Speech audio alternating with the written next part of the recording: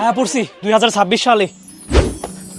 আরে আমি কইয়া বললাম শালার বুইরা দাদা, তুই পুরনো যুগতে এই যুগে আইছস কি লেগা? তোর না আমি কইছিলাম ওই জাদুর গাড়ি খালি একবারই কাজ করে। তাইলে আমি এখন কেমনে যাবো? আমার তাড়াতাড়ি পাঠানোর ব্যবস্থা করে দে। আমি শুনছি 2026 সালে নাকি দুনিয়া ধ্বংস হয়ে যাইবো। এখন তুমি একটা উপায় যাইতে পারবা, ওই গাড়িতে অনেক কাম করান লাগবো, আর ওই কামে অনেক টাকা খরচ হইব। আরে নাতি, তুই খালি আমার তোর কয় টাকা লাগবো? আমি এখনই জমিন বেচে তোর টাকা দিতেছি। আরে বুইরা, তুমি তো তোমার পুরনো যুগে না, তুমি আসো এখন আমগো আধুনিক যুগে। তুমি কি এই জায়গায় বেচার মতো কিছু রাখছো যে বেচবা? নাতি রে, আমি তো জানতাম না ভবিষ্যতে জমির দামে তো বাইরে যাইবো। তাহলে তো আমি জীবনও জমি বেচতাম না।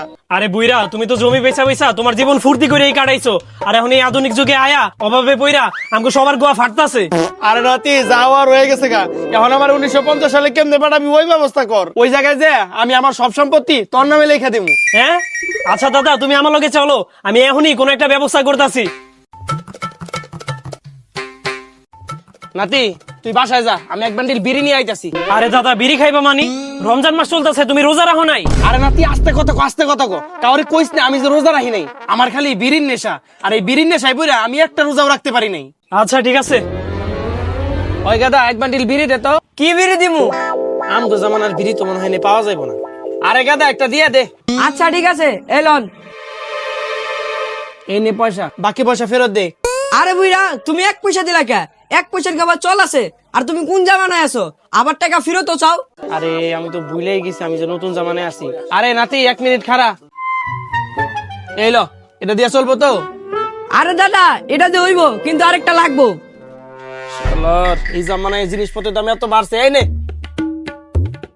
শালার, এই বুইরা বয়স আয়া বুইরায় পাগল হয়ে গেছে।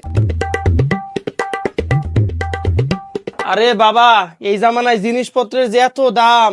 তুমি দাম লয়ে পয়রা রইছো, আমরা এসেন বুঝতেছি এই যুগে অভাব কারে কয়। আর তুমি তো জমি জমা সব বিছে খেয়া লাইছো। আরে বাবা, কম দাম আর বেশি দামের হিসাব এবার বাদ দে। তোর পোলা কি জানি ঠিক করতে চায়, গাড়ি নাকি, ওটা ঠিক করার ব্যবস্থা করে দে। যা টাকা পয়সা লাগে সব দিয়া দে।